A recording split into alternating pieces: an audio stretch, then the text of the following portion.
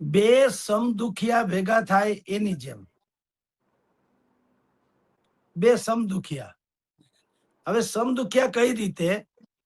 જયેશભાઈ રાદડિયાને અત્યારે ભારતીય જનતા પાર્ટી ચીપિયાથી પકડે છે, રૂબરૂ નહીં.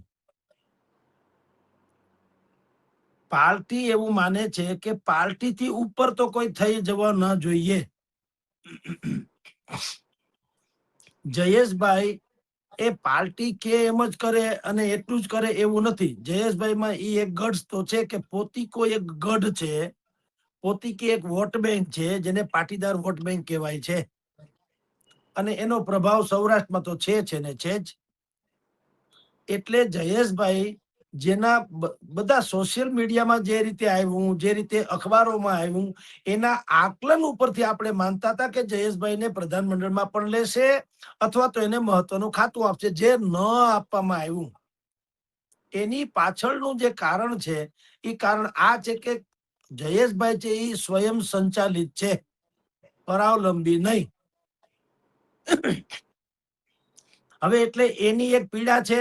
નથી એને પ્રધાનમંડળમાં સમાવેશ કર્યો તો નથી બીજી કોઈ રીતે. આમ તમે સીધી રીતે અવગણના નહીં, પણ તમે એને સ્થાન નથી આપ્યું, એના પદ પ્રમાણે કદ પ્રમાણે પદ નથી આપ્યું. તો હકીકત છે આખા સૌરાષ્ટ્ર ગુજરાતમાં બધે જગ જાહેર કહેવાય છે.